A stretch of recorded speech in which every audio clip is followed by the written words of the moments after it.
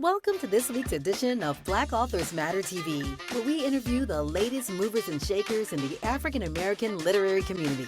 You'll meet some old friends, discover new ones, and stay abreast of the latest book developments around the country and even the world. So sit back and relax for the next 2 hours with Black Authors Matter TV co-hosts Gwen Richardson and Dr. Rhonda Lawson.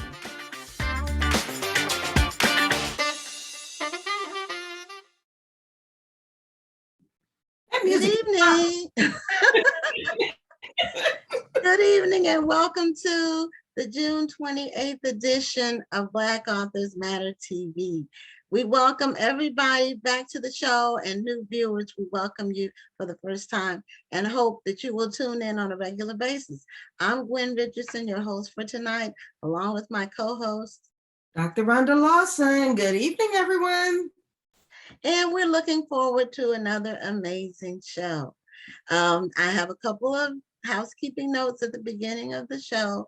And first, about the National Black Book Festival. Everything is really falling into place for this year. As some of you know who watch this show, the vendor space is completely sold out. So people are asking about when does registration open for 2023? And it opens on January 1st. And next year's dates is the last weekend in October. I think it's the 26th, 27th, and 28th, if I'm not mistaken. So, because I checked the calendar yesterday just to make sure. We have it on the last weekend in October, unless the last weekend in October is Halloween weekend.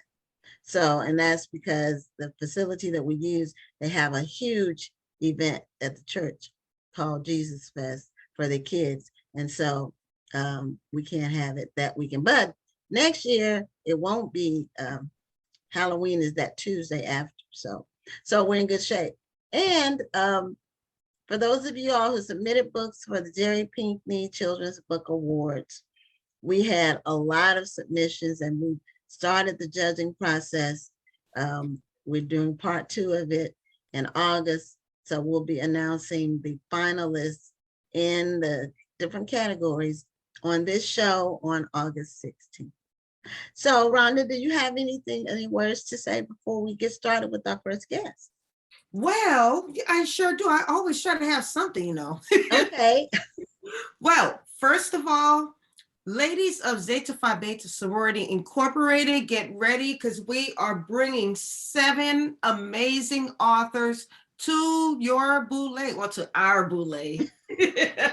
To our boule, I'm bringing 7 amazing authors, including Miss Gwen Richardson herself. So we will announce all of we will announce all of the authors next week, and then I want you to tune in to the Meet the World Image Solutions Instagram page, where we're going to be interviewing each and every one of the authors, so you can get a chance to get to know these people and find out who you are going to support. Now, we support all of them because we have a great variety of authors, from fiction to nonfiction to children's fiction to adult fiction. Now, when I say adult fiction, I'm not talking erotica. I'm just saying some fiction that adults would like. So please, please, please make sure you tune in for that. More information will be following. Just check out the Meet the World Image Solutions Facebook page and Instagram pages. And then don't forget to get your copy of A New Renaissance. When you get a copy of the book, you are supporting the March of Dimes as well as our scholarship fund. So please make sure that you get your copy, and I will put the link in the chat so you will be able to find it. But we have some great things coming up for both Black Authors Matter TV, Kush City, National Black Book Festival, Meet the World Image Solutions, and pretty soon the Black History Month Literary Weekend. We'll be announcing that very soon as well. So stay tuned because we have some great things going on. That's right. And I am excited to be coming to the Zeta Boule. I was supposed to come to the Centennial in 2020, but it got canceled. So yeah. I'm excited about meeting all the ladies and exposing them to my work, to all of my books. Now we're going to start with our guest. Yes. And this first guest is someone that I've never met. I've been working with her for the last couple of years, just relaying authors that we like to see on the show. And she has been a very, what I want to say, very influential and committed supporter of the show, as well as just African American literature in general. She's always looking out for Black authors. And if you follow her on Instagram, she's always posting about books and authors and bookstores and book events. She's in that space. And one thing that and her name is Doris Allen. So I welcome her to the show, but I want to share with you something that she said to me about the show that she says she really likes, because she said this show is all Black all the time and not, unapologetically, which is true. It's true. We don't shy away from our mission, which is that Black authors matter, and we want to expose them to the world, as many as possible. And we've had over almost 350 guests. We're approaching our 400th number. So sometime in the fall, we'll pass 400 guests. So Doris, I feel like we have a sisterhood now. So I feel like that too. And I absolutely love your platform. I've been so encouraged by it over all this time that we worked together, because again, it's, completely just us unapologetically being able to be free and open in a safe space, a real safe space. And it's just beautiful to see all of the authors. And even when you had the award show the other week ago, I just was so inspired by that too. So kudos to you ladies. I just love to tune in and see what you all are up to each week. We love hearing that, because it shows that what we're doing is actually making an impact. And when you do this every day, sometimes you wonder, okay, are we really making a difference? Are we really making an impact? So when we hear words like yours, it's so encouraging. So I appreciate you sharing that. Thank you. Absolutely. Anytime. I will tell you anytime. Okay. Well, Doris, welcome to the show. And tell us in your own words, because you do so much, but tell us what it is that you do for African American literature. What is your day job? And then what are some of the other things that you do that are in addition to your day job? So my day job, I'm a publishing professional at one of the big 5 publishing houses. In the sales department I work, and I've been there for almost 15 years. So I've done a lot of different jobs in that sales department. And now, after the awakening, we're a lot more free to promote and amplify, Black voices and Black stories. And I'm just extremely encouraged by that, because in the past, there have been many other, well, not really many other, but just one other people who were writing our stories and they weren't authentic.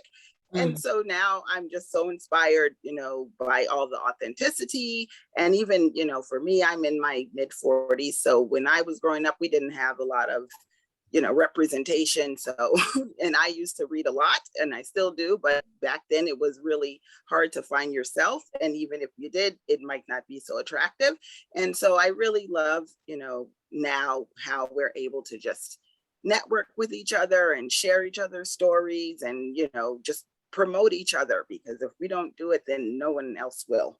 Absolutely. Absolutely. And it's funny you say that, because when we promote ourselves, when we are unapologetically Black, we're often accused of being exclusionary.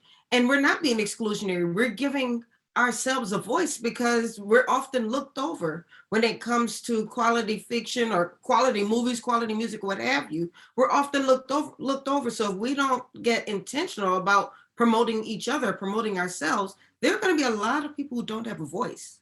Exactly. And it's not like we just started it, it's not like this is something new and that we've waited for it, we didn't wait for it to happen and then it didn't happen, but we've been waiting and it hasn't happened. So like, what else are we supposed to do?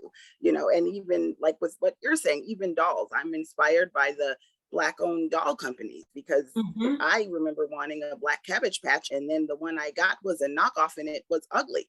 And so now they have all these beautiful dolls with the hair and just, all of these inspiring and aspirational things for the children that they need, because, Yes. you know, the hateration comes from inside and outside. So, you know, in order to be able to combat it, you need to be strong enough to know that whatever people are saying, you know, don't pay it any attention, and you're reflected, you can see it, you know, if I can see you, then I know I can get there. So I think that's really important. Amen. Amen. And sorry for my hair. I thought one of my girls would be here, but my daughters, but they weren't here to brush my edges down to my eyebrows like they do. No, it's cute. Fight you for even saying that, because there's nothing wrong with We wouldn't have known if you hadn't said it. We wouldn't, and we still don't know. So, no, it's funny what you just said is interesting, because at least every year we have the festival, I get at least one person who, and normally they'll put a comment on our social media page on something. They'll say, this is racist. Why, you know, why are you having a National Black Book Festival, and why do you need it, or something like that? And I tell them, because, you know, Caucasians or white people, they have all the other events. They have BEA, they have ALA, they have everything else. So for us to have a voice, and it's a cultural event, it's not, and we have non-Black authors almost every time. We'll have some authors who have books that are centered around an African-American theme. Or like this year, we have one lady, she's a faith-based author. She wanted to know if she could come. She wanted to make sure it was okay before she signed up. And we're not going to turn anybody away, but our focus, our theme is African-American literature. And again, we don't apologize for it, because if we don't do it for ourselves, it won't get done. We can't sit around and wait for other people to have a huge event with 300 authors, and then I have 3 Black people. I mean, that's not representative, and it's an insult. So right, and that's actually what I was going to say as well. Often when you go to non-Black book festivals, you'll either see very few authors of color, or they'll have a section where they push everybody into one section, and that's not inclusionary either. No, it's not. It's not. It's apartheid. That's what it is. Not apartheid. What it is. That's what it's called. When you put somebody off into away from the whole, and they're off in their own section, it's like the color fountains, the water fountains, and the color bathrooms. They were always less than the quality was always 5 steps down. So, and we're still reliving some of that still today in 2022. I'm still reading it because it's a long article, but there was an article in the New York Times Magazine this weekend. I don't know if either of you saw it, but it featured, her last name was Lucas. I should have pulled it, but she's with Pantheon. She's the publisher or Pantheon now. Or Lisa. Leslie? Is it Lisa? Is it, it might be Lisa. And the article was about how it's still 89% of the books they acquire and the people making the decisions are white, still in 2022. It ebbs and flows in terms of what they tend to focus on. It'll be 1 or 2 books that really like break through and surprise the major publishers that they, that they would sell. Sometimes it's a self-published book, sometimes it's just a regular book that they publish, and then they're surprised by the sell through, and then they'll have a push, but it never lasts. It never lasts. They've done it several times. I've been in the book business 23. This is my 23rd year as a retailer. We started off retailing, exclusively online marketing, writing, publishing myself as an author, and it never lasts. They'll have a push. It lasts about 5 years. And then when they put a lot of money behind, it's like they just throw money at the wall, at the wall. And then they say, well, this didn't work because it wasn't done intentionally and thoughtfully, just like throwing darts at the wall. And then there's a pullback. Yeah, well, publishing is, and just even the process of getting into it, because it is so subjective, and it is, predominantly a white space. So if you're a Black author, you have to get through the white agent who may not, appreciate your story, may not appreciate your voice, your voice might not be aligned to what they've been watching on Fox News or whatever, So if you get past that step, then you get to, you might be able to get to a publishing house, and then you're still facing the same obstacles. And a lot of the authors are very happy to be there, so they don't really want to bring up the fact or ask, like, are there any Black people who will be working, on my team? Or, so that's part of it too, because if the publishing people from the inside, the very few of us are saying something, but no one else is, then it's like, maybe we don't know what we're talking about, and so it also depends on what's, it's just so subjective, what's popular, what, it depends. It's really sad because it is predominantly that way, and, small strides, I guess, people are trying to make, but it seems like it's really hard to make strides when something is, systemic. It is. Well, you really have to. And even though it may not have the same exposure, and you may not even make as much money overall, but you can't depend on other people to do the work and we can't depend on other people because they have a money motive. That's it. Their whole motive is money. That's it. And if it doesn't make the money that they want, they just cast it aside. Whereas, yes, we have a money motive too, but we also have a longer term motive. We have a broader motive to for one, have some balance in terms of what's offered out there, what's available to the African American reader. Because we're not a monolith. We don't all read the same thing. We really don't. So we need books in multiple genres, just like everybody else. We need romance and mystery and children's and crime fiction and erotica for those who like it, and history and historical and just all of them. I haven't been to Barnes and Nobles lately, but the last time I went, they always have in the bookstores are part of the whole thing. The bigger bookstores like a Barnes and Nobles, they're part of the same syndrome, which is they always have our section. They don't put our books in the general, unless you're one of the big names. You don't get your book put with the general titles. They have the last time I went, and I posted about it, they had this section was called urban fiction. They had all of the Black books in urban fiction, and even the self-help books. That's not fiction. Yeah. I'm a little put off by that on one hand, right? But then on the other hand, and I guess it's different now because, years ago when we used to go to lunch or whatever, like if I wanted to get a book and I went to Barnes and Noble, I don't want to look through all of your stuff to find what I'm looking for. So I did like that, was off to the side, but you could at least put little subgenres, you know what I mean? You could not. And I did the same thing. I wanted to know where the Black books were. So I was, in a way, I was happy that all the Black books were in one section. But on the other hand, I did feel a certain way that everything was just lumped into one area. Right. And then you exactly have a classic fiction book next to something like This Bitch Got Roaches or something. Right. James Baldwin, James Baldwin is next to Side Chick Part 3. Exactly.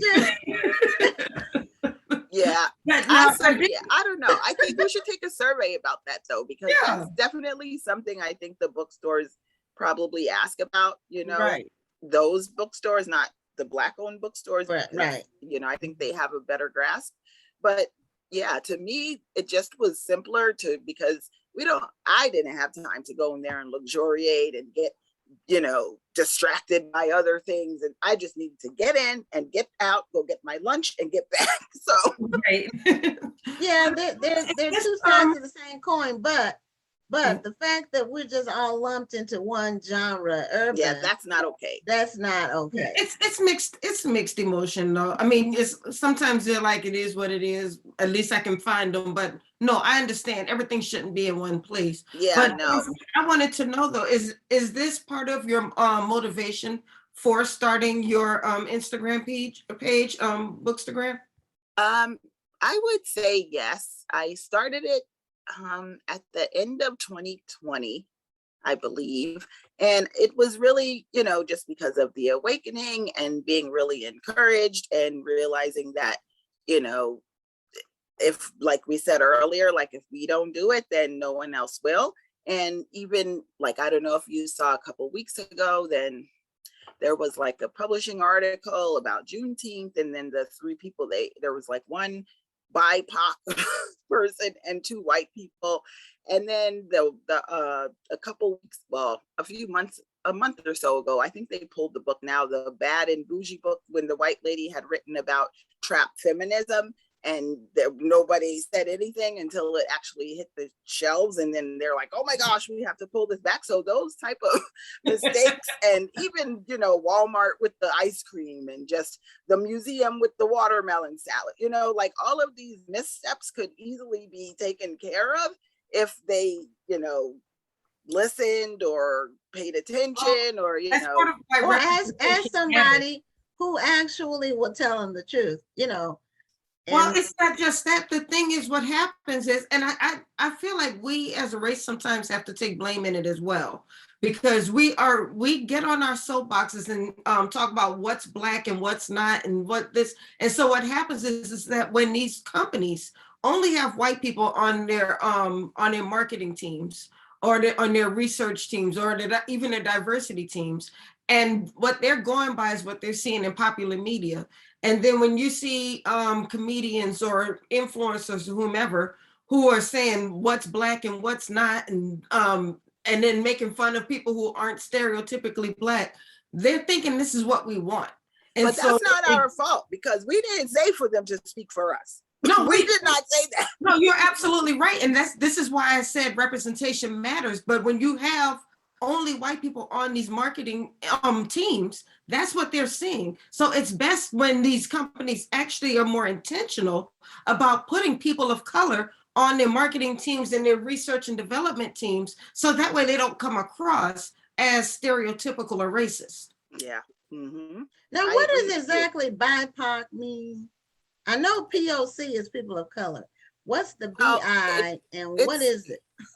A lot of Black people think that it just means us, and it's actually an umbrella. And so it's Black, Indigenous, people of color. So pretty much anyone who's not white fits under that umbrella. Mm-hmm. So even though, we've been called so many things over the centuries, all of a sudden it seems when, the awakening, then nobody wanted to really, acknowledge. So let's just lump them all together and then go from there.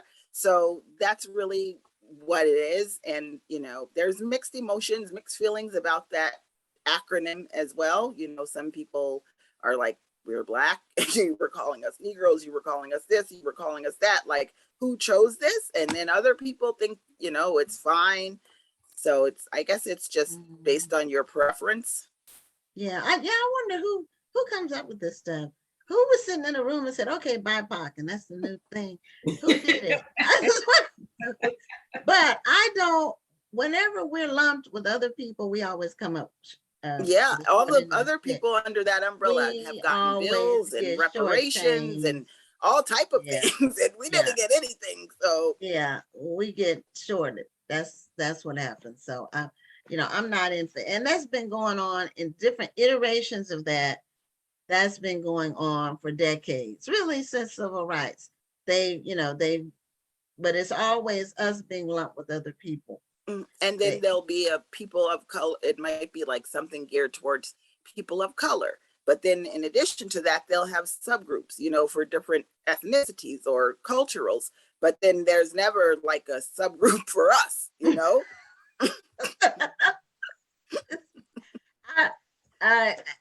The more things change, the more they stay the same. That's the saying, and that is the truth.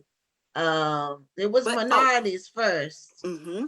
That was the catch-all for a good while, for a minute. Mm-hmm. And seems like there was something else after that. We Now were it's Afro-Americans, African-Americans, Negroes, the other one. What colored. else? Colored. That's right. Don't forget colored. Don't forget colored. And colored was supposed to be like a step up from the N-word. You know, at the time, colored was a step up. So Well, we have all a of the long way to go. BIPOCs are colored too. So have that. Okay. Well, we've gone a long ways.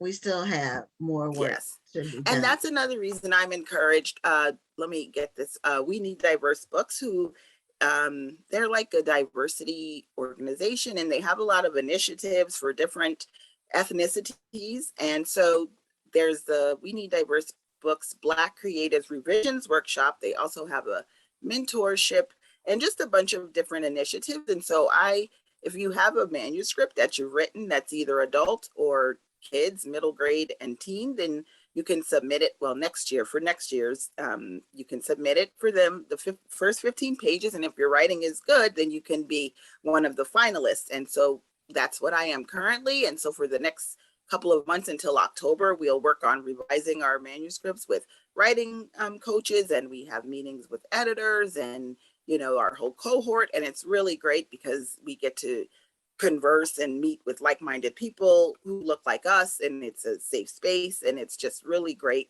And at the end, there'll be 2 of us. Right now there's 12 finalists, and at the end, 2 of us will have a chance to submit our full manuscript to Penguin Random House, and then they could possibly publish it. But at the very least, at the end, you've gone through the process, so you at least know how to put your book together properly. And so it's a really great opportunity.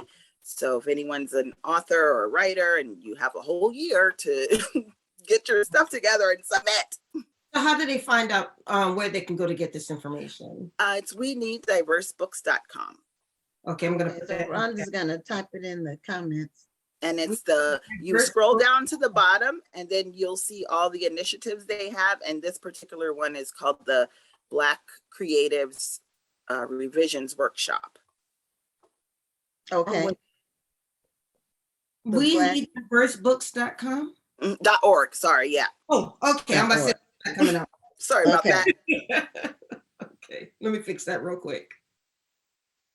Org. Yes. Boom. And make sure you come to my Instagram page. That's what I was gonna. Okay, I know that my time is running out, and I know how you get with time, Gwen. I know about you, girl. I have a reputation, but I just believe in being timely, and I want the show to always be run like a TV show. It starts on the dot with the mute. Now we have our intro, and then it ends with an outro, but everything is regimented, and that's what we wanted for this show. And we appreciate it and love you for it, but I'm gonna say something. Okay. Oh, you said you were gonna say something? Just about you and your time. Oh, okay. We got quiet. We were waiting to hear what you were gonna say. Yeah. I just was gonna promote my Instagram. So it's Onyx Editions, and all of the authors that I post are from the African diaspora. I post kids' books, adult books, Black-owned bookstores, Black librarians, whatever. I don't care if your book was published at the gas station, as long as it's a good story, I will post it. So yeah, come over and check it out, and hopefully you'll find some stuff you like, and we can network and converse and keep this thing going. And you are religious about it, because I follow you on Instagram and you're always posting. So you are committed to it and you're consistent with it. And that's appreciated. That's what we need. We need all kinds of people doing all kinds of things to promote African-American literature. So exactly. Doris, your efforts are definitely appreciated. And, I look forward to continue working with you And I'm hoping that you can have some exciting news from me soon on some of my requests. We'll see. I won't say what they are, but I'm definitely working on it, and I am inspired by you when you know that. I think that you're just a wonderful woman, and I'm just so grateful for what you're doing for our community and your authenticity and just your beautiful soul. You're a great person. And Rhonda, I haven't had a chance to really converse with you much, but I have in my head, you're my friend from these little Well, from don't these worry, weekly meetings. we're following each other on Instagram. So now that we both know that, we will be keeping in touch. Because, Okay, yeah, for sure. Out to you because I love what you're doing and how you also are supporting Black authors. You're what we need in this industry. Thank you very much. And also, I'm a special needs advocate. So if you have a child with autism, you can, if you have any issues, reach out as well for that. Amen. Okay. Well, thanks so much again for being a guest on Black Authors Matter TV. Thanks for having me. Continue. Hope your summer continues to go well. I'll be in touch. I'll probably email you tomorrow. I know. Okay. Have a good night, ladies. Thanks again. Okay. Good night. Bye-bye. Okay, before we bring on our second guest, I do want to let people know our guest that we were supposed to have at 8 o'clock or 9 o'clock Eastern, Elizabeth Nunez, was unable to be on tonight. We just found out about it this afternoon. But in that block of time, we're going to be giving away our books. We normally do it at the top of the show, but this time we're going to do it during that segment and answer any other questions you might have online for us before we bring on our final guest at 8:30 or 9:30 Eastern. So we'll have 6 books to give away, and we'll do that in the next block of time. Mm-hmm. So we have our next guest coming on. Her name is Deborah McDaniel, and she is an author of Faith-Filled Mysteries. I love it. Is something a little different from, normally you hear about Christian fiction, or you just hear about inspirational. But Deborah does faith-filled mysteries. And so she's on the show with us tonight, and we appreciate her being here. And she's joining us from Cleveland, Ohio, I believe. Is that right, Deborah? And unmute so we can hear you. And bring your camera down so because we can't see your face. There she is. Okay, that's better. I think it's enough light in here. I was about to say, Deborah, I'm going to have to fight you. You're sitting in the dark. I'll try to turn it. Do you have a flashlight? You can like shine on yourself. No, because you're gonna look like a ghost. I don't. Well, it's more important for your face to be centered. Yeah. Oh, okay. Turn around, turn to where you are facing your window. The natural That's light. light on you. Yeah. Can you do that? You open that up. Because natural light is really, Yeah, it's beautiful. The best. It really gives you the best lighting. I got a extra light, Rhonda. You'd be excited to know, for my birthday. My daughter and her boyfriend gave me an extra light, one of those big rectangular ones that's shining on me. So now I have 3 lights. I feel excited. I got one on the right, one on the left, and then you're like a movie star now. Huh? You know what? I'm going to go to another computer in my house because this is too dark. I'm thinking maybe. Oh, that's okay. I don't want you to lose time. So it's gonna be all right. People, we can see you and we can hear you. The main thing is have your face in the center. That's the main thing. So we can see your face the whole time. Right. Well, it'll only take me it might take a minute. Never mind. Yeah. So Deborah, just tell us about your series. Is called the Karen Boogerton series. Karen Boogerton. Boogerton. Karen Boogerton. Like Boogerton. Okay. Oh, okay. Okay. So, and it's a mystery. Tell us about how you came up with the Karen Boogerton name. And is it a place? Is it a person? And what is your mystery series all about? I think when I named the character, it was many, many years ago. Um, and it was because I wanted her to have a last name that she didn't like or that um, kids would make fun of when she was in school, because I could relate to that because my last name is Marbury. McDaniel is my ex-husband's last name. But Marbury, and kids used to always say, "Here we go around the Marbury bush." So I wanted to Oh, give I thought that would be a nice little quirk for her to have, something I could relate to. And then what was the other question? well, what is the series about? What is the, Okay, so this character, Karen Boogerton, there's a couple things going on with her. One, she is a backslider, I guess you would call her. She is in every book trying, well, I'm not going to say she's trying, I'm going to say God is putting people in her life who are in some way trying to bring her back to God.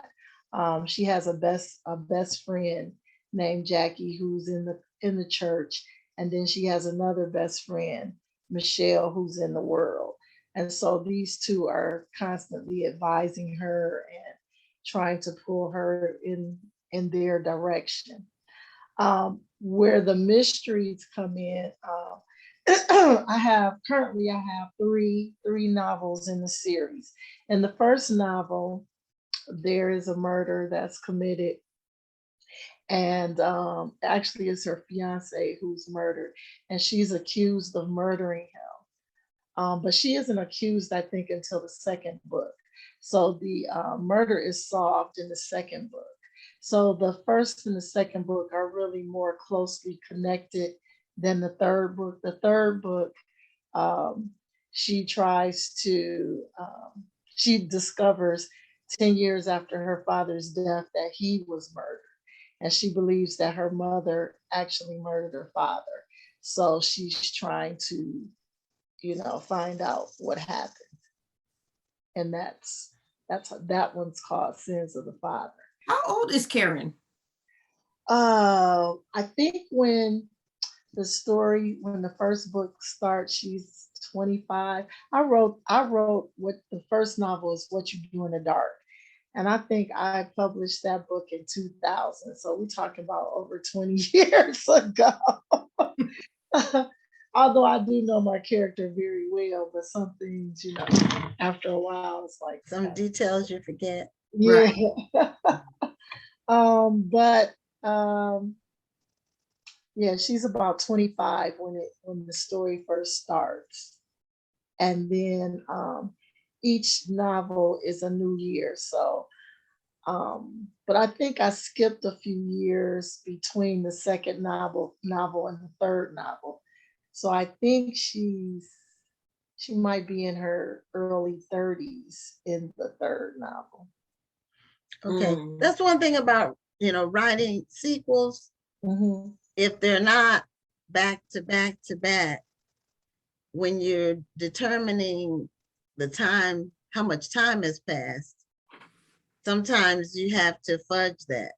Mm-hmm. Depending on how long it is, if it's a long time, you don't want to say 20 years have passed necessarily, because when people pick up the book, they may read all three back to back, so you want it to be some kind of continuity, even if you didn't write them back to back.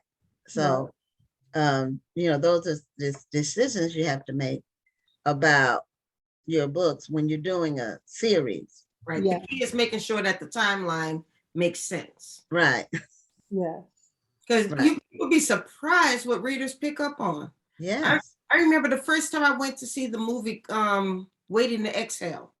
When Whitney Houston's character walked into the party, everybody was like, wait a minute, she's wearing a black dress. She was wearing a blue dress in the book. I'm like, how do y'all remember that? And why does it matter?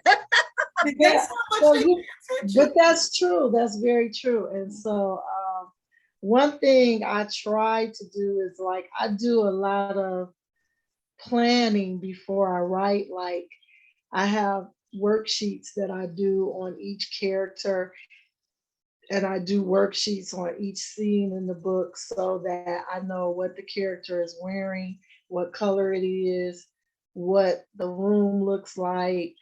I write all those notes down, and as I'm writing, I refer to them. Um, but I mean, when you're writing like 50, 60,000 words, Mhm. sometimes you can trip up, So Well, I that's guess where your that's where, beta readers come in. Right. yeah, yeah, They can catch those little things, yeah, uh, you know, that Yeah, that and may that's not good make for beta sense. readers. I mean, I love having beta readers. That's something that I think I've done since probably my second or third book. I wanted to always make sure I had um at least three beta readers, so I can get different points of view. Not sometimes their opinions. I'm not going to say they weren't informed, but there were some things maybe they just didn't understand, but it gave me a reason to think about, okay, well, if this reader is saying this, what's the reader who doesn't know me going to say? So I always try to make sure I fill in those holes. So even if it's not to their satisfaction, they can't say it doesn't make sense. right. I never heard of that term beta readers before. What does that mean? A beta reader is basically someone who reads your book before it's published to give you feedback. They Okay. normally read it after it's been edited, but before it's published, Okay. so that you know you can get feedback from your public. Yeah. I Now, guess I've never had a beta I've reader. had those. I've had those, but that's not what I call them. I call Oh, them okay. Yeah. Yeah, friends. Well, I yeah. would say this, that I a call good them key, friends.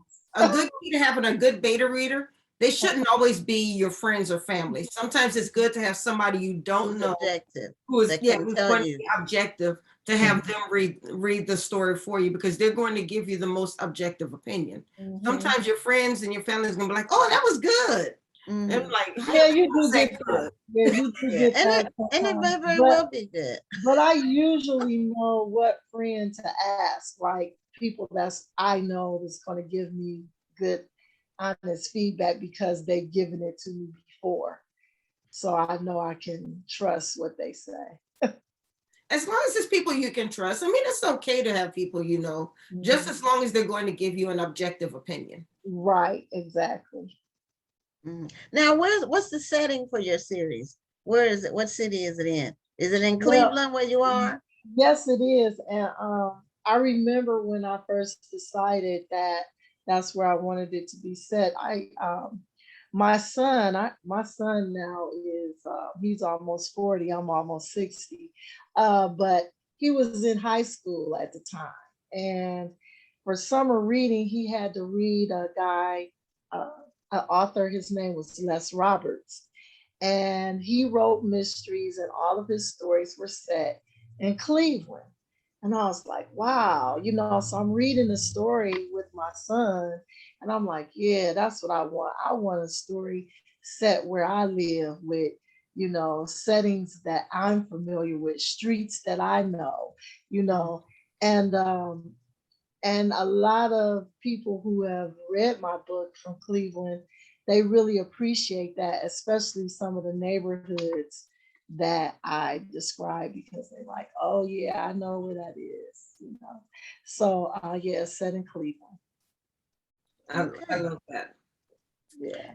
And what made you decide to um, do 3 books, or are you planning to continue on in the series?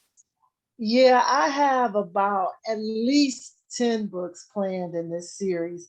Um, And the fourth one I've been working on since I finished the third one, which, you know, I can't seem to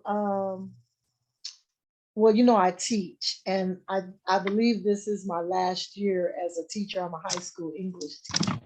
Okay. And Okay. whenever I'm working, I really don't feel like I have time to work on my books. And one of the reasons why I got into teaching English, because, I did a lot of research on, how to um, how to market your books and things like that, and how to make a career out of it.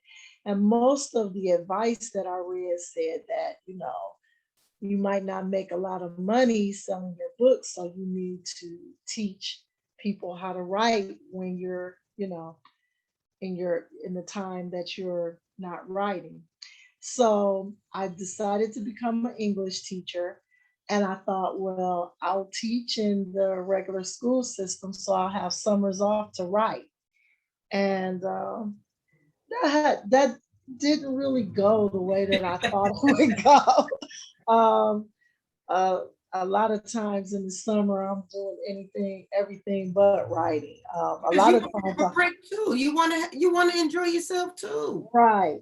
And so it's rough trying to find that balance, but I've been teaching over 20 years now. I've been teaching, I guess, as long as I've been putting out these novels.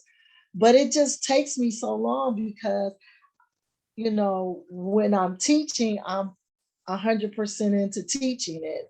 You Mhm. know how it is with teachers. We have to grade, pick papers at home, do lesson plans at home, and you just don't have time to write at home. And then summer, you're like, I think I'm doing more promoting in the summer. I think like one year I went to Atlanta to the National Black Book Club, and Uh-huh. I enjoyed that.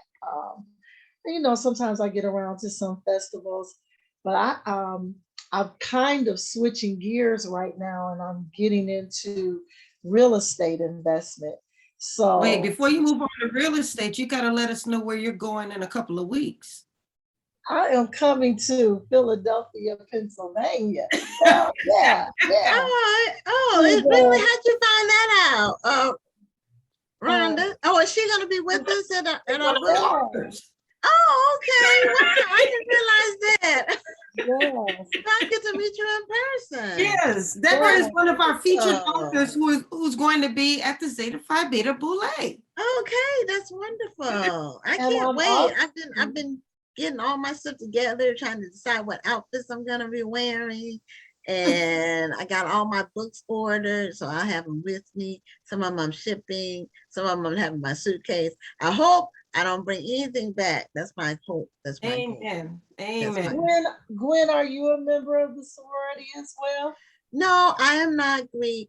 My daughter is a Zeta, however. She Okay. pledged at NCCU, and she's been out of school for graduate school for 3 years. But she really loves Zeta, and they were all of the sororities were on her campus, but she liked Zeta and what they stood for, the finer women and the scholastic part of it, the scholarly part. She liked that. So then I found out Rhonda was one, but I didn't, that was how I got involved with the Zetas. But no, I'm not Greek, and I don't discriminate, and I don't have a preference for any. But if I were to pledge, it would probably be Zeta because my daughter's a Zeta, and I wouldn't want to be in a different sorority. But I'm not gonna pledge, so that's the end of that. We're going to have to talk to you about that. If she spends a week with the Zetas, she's going to come back and say, oh, girl, I want to be a Zeta. That might be. But so what day are you gonna be with us, Deborah, at the? Hopefully Thursday, Friday, and Saturday, right? Yes. So She signed up for all 4 days, but we're going to work it so she has, I believe, double time on Thursday because for some reason. not Thursday, Friday, and Saturday. Okay, Friday and Saturday because Wednesday you won't be able to make it. Right. Yeah. So yeah, Okay. she's one of our 4 day Wonderful. so it's still Okay. So you'll be there every day. Wonderful. That'd be Yeah. great. Thursday, Friday, and Saturday. Saturday. Okay. I'm looking forward to that. Yeah. Okay. So how do you determine in your series where you want it to go, like for each installment? Like how did you decide what you wanted Karen to do in part 2 and then part 3. Yeah, I was going to ask that same question because you said that you have 10 books planned for this series. So I was going to ask basically the same question as Gwen, is how do you decide what you want Karen to do in each of these books in the series? Wow, that's a good question. Well, like in the first book, I want to say that I didn't plan to write mysteries. I just had a story. It actually started as a short story in a creative writing class. Okay. And I fell in love with the characters. They just came alive, in my opinion, and I wanted to explore them further. So then I started to think about, well, what genre am I going to write my stories in? I'm like, what genre is this? Because it was a story. It was just a story I wanted to tell. And then I said, well, I think people like mysteries. I think that might be a good genre to explore. A lot of people can't, resist a good mystery. They want to find out what's going to happen, or, they want some suspense. So I had finished the first book before I decided that. Well, yeah, I guess I did. And then, like I said, it's been so long ago. And then with the second book, I knew that, she ended up killing her fiance. So the story was already there. So I knew that I had to explore, well, who killed her fiance? So I knew what was going to happen in there. That one is called Am I My Brother's Keeper? Then for the third one, like I said, it's been so long ago. I just knew that I think it kind of comes with the character that I want to explore. So like in the third book, I wanted to explore her relationship with her father. So that's why her father had been dead for 10 years, but I wanted to explore that. And so I made it about her father's death. And then like in the next one is called Love Thy Neighbor. And through the course, all the way from the first book, all the way till the third book, she has this neighbor. She lives in an apartment building. And she has this neighbor that lives across the hall. And this neighbor is like, when I tell you, she is nosy, she is extremely nosy. And she really irritates Karen's soul to the core. Like, oh, she can't stand. But what happens as a result of Karen evolves into an amateur sleuth with trying to find out who killed her fiance so that she would not be convicted for it. She solved that murder. And then in the third book, she solves the murder of who killed her father. And so now she's developing where's my words? What word am I trying to say? A reputation.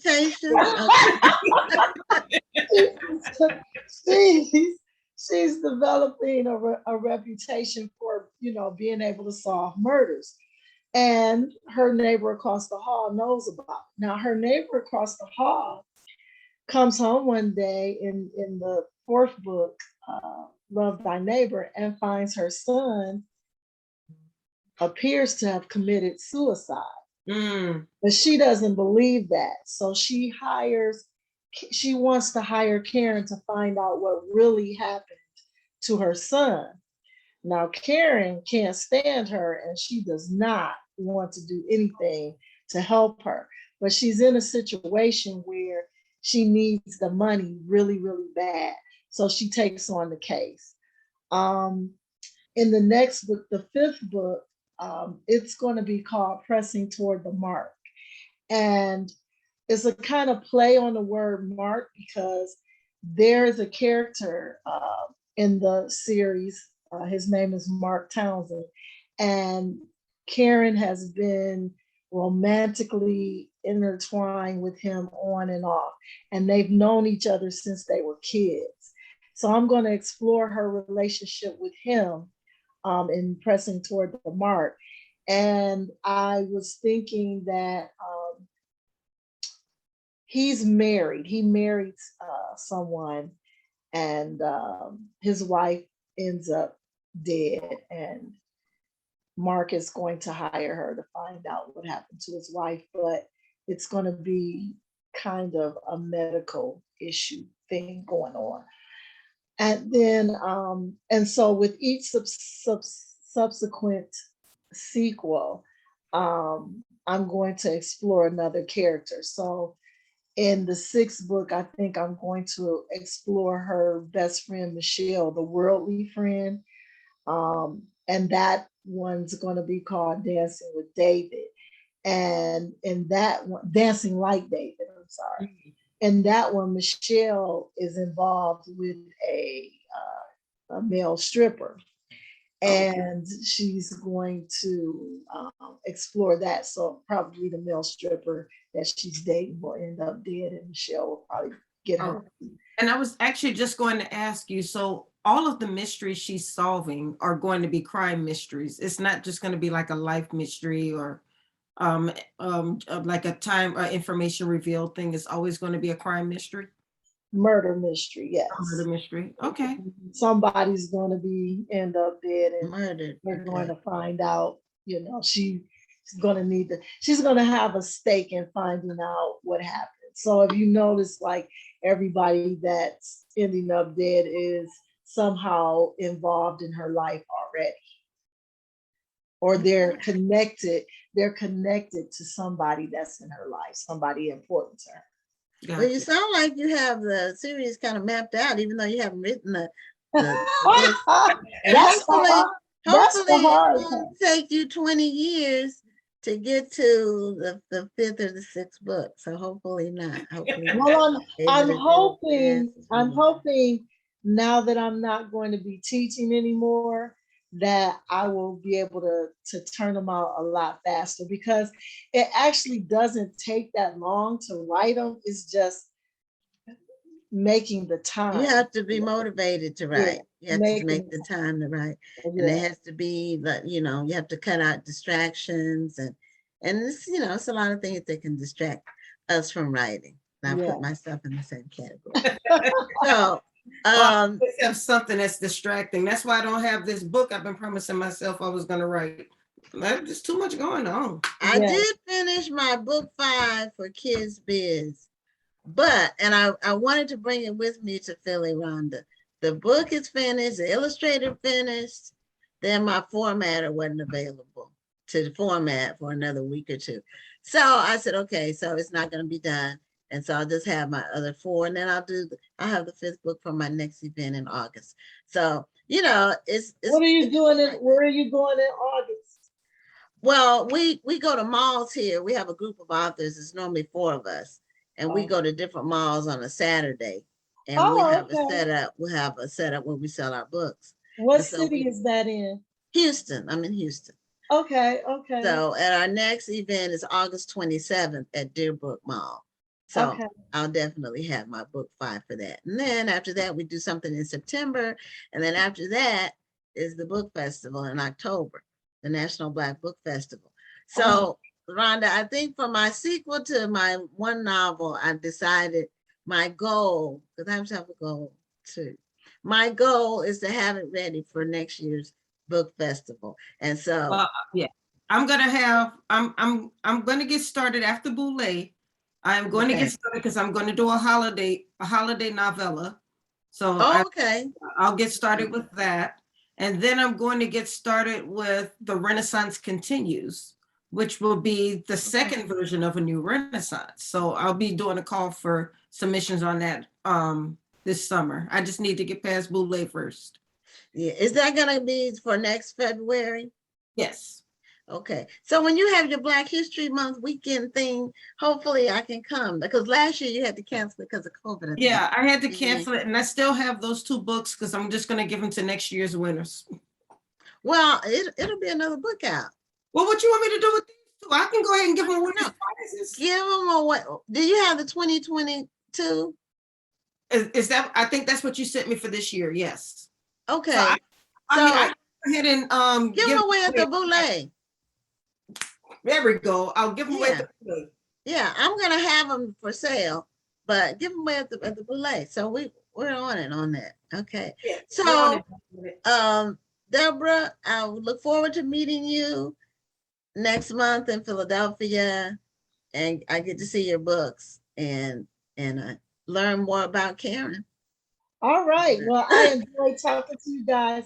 I hope this is a beginning of a relationship between authors. I like to keep up with you guys and know what's going on and what you're doing. I just really think I need to spend more time around people Deborah, you like stuck with you. us. All right. Yeah, All watch the right. show. Watch the show every week.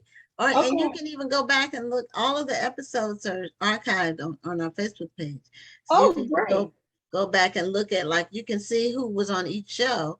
Okay. And if there's an author that you want to hear from, hear about them and their new works or old works or whatever. Because we usually have authors that have a new book out, but not always. And so we have all kinds. And we have a lot of other people in the industry. So you can learn a lot just about the industry by watching the episodes too. I really think that that's important for me to network more with people like you guys. I think that's the missing component in my writing career. Well, as the Bible says, iron sharpens iron. That's it. So if it really does help to keep you motivated if you Yeah. hang around other people who are writing and publishing. And it gives you, it's a competitive thing too, but competition in a good way. You Yeah. can each inspire and encourage each other to continue on.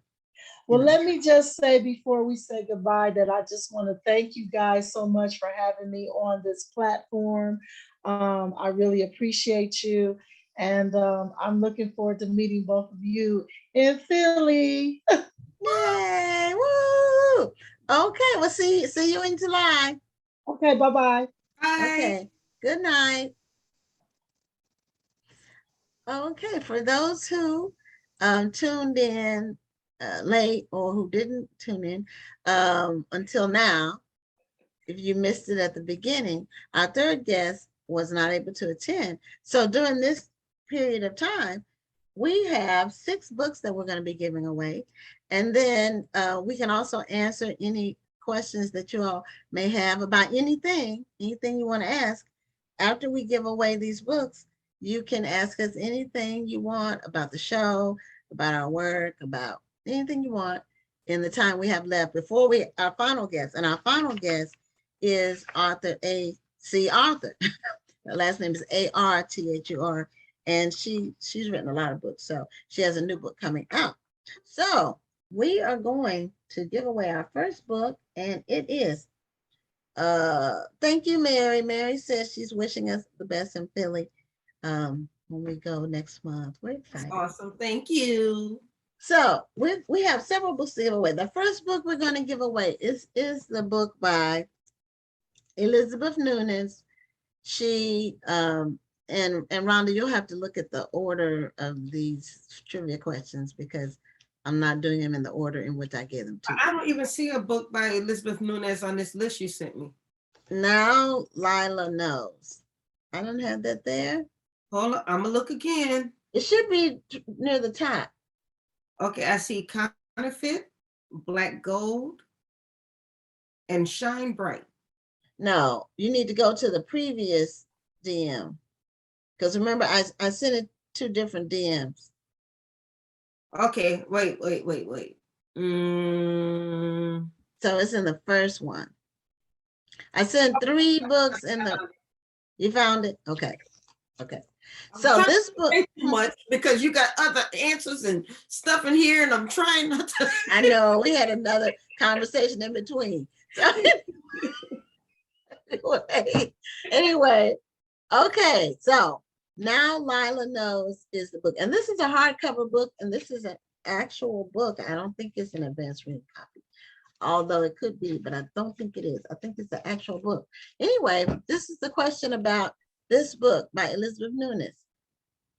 Lila Bernard, the book's main character, because the book is called Now Lila Knows. She is a visiting professor in which New England state. So I'm talking about the main character of this book, not the author, the main character of the book. Her name is Lila. She is a visiting professor in which New England state? So you answer that question correctly, you get this book. Now the next one is, Come on, Mary. okay, Mary Evans won the book. Okay. All right, let me put that down, Mary Evans. And Mary, we have your address. So we will send you the book. Okay, and because we have so many books and we're doing something different tonight. Stephanie said Vermont, but Mary beat you to the punch. Steph, you're slipping. I said that because Stephanie always wins books. So anyway, the next book is, you ready? Everybody ready? Okay, the next book is called, let's see, which one did I, oh, Dinner for Two. I'm gonna try to do it the way I had it in the, Dinner for one. oh, Dinner for One. Dinner for One. Okay, the book is called Dinner for One. Now this should be somewhat easy. So it's by Sutanya de Craig. It's French. So the S is silent when it's French because there's an Eiffel Tower there. So anyway, the author whose name Sutanya de Craig is creator and host of what podcast? So what's the name of the podcast that the author Sutanya de Craig, what's the name of her podcast? Okay, next we have Song in the City, I think. Is that the next one on your list in that group? Okay. This is a children's book. It's called Song in the City. Mary jumped in again. Is it No. Okay, sorry, No. Mary. No, the name of her podcast is not that. Okay, you have to have the name. She is the creator of what podcast? Okay, this book is called Song in the City. It's a children's book. And the question is, the young girl featured in this book, the character, suffers from what physical impairment? Song in the City is by Daniel Bernstrom. And it's an upcoming title, but the character is a young girl. She suffers from a physical impairment. What is that? Okay, going back to the last question, Mary jumped in again and said radio hour. And then No. Tony Bonita came right behind her and said dinner for Dinner one. for One. That's right. See, it was a trick question. It was easy because her podcast is the name of the book, Dinner for One. Yeah, Mary came right after her with dinner for one, but Yeah, but Tony Bonita won that. yeah. Okay. So did you post the Yeah, Song in the City. We're waiting for an answer for Song in the City. okay. Tony Bonita. All right, next we have, this book is called Counterfeit. Now this is in the second DM. Yeah, I got it. Okay. Mhm. All right. This is called Counterfeit. Now this is I guess we were talking about this in the first segment. This is one of the BIPOC books. So if you all had to have watched it to know what we mean. Okay, so Kirsten Chin is the author of this book.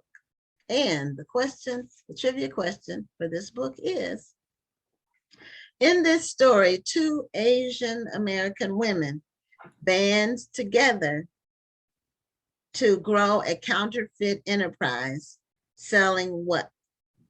Selling what products? So the book is called Counterfeit. And whenever I hold it up, I lose some of my, maybe because this top is kind of green, but We got there's a the new answer. winner Okay, new for the winner. last question. Pam Okay. Plumber Holloman said blind. That's correct. So Pam Plummer Holloman, she is somewhat my neighbor, but I've known her for many years. She used to come to our brick and mortar store. Pam, you won that one, and you need to DM your mailing address because we don't have your mailing address because this is your first time winning a book on the show. So I will make a note that you won that one. And which one did she win? She Which one? won Song in the City. Okay. Okay, and we have a winner for Counterfeit. It's Stephanie Burnham. She said Okay. luxury handbags. You're right. Okay. Hold on, man. Okay. And Counterfeit was Stephanie. No, yes, Right. Counterfeit was Stephanie. Counterfeit is Stephanie. Okay.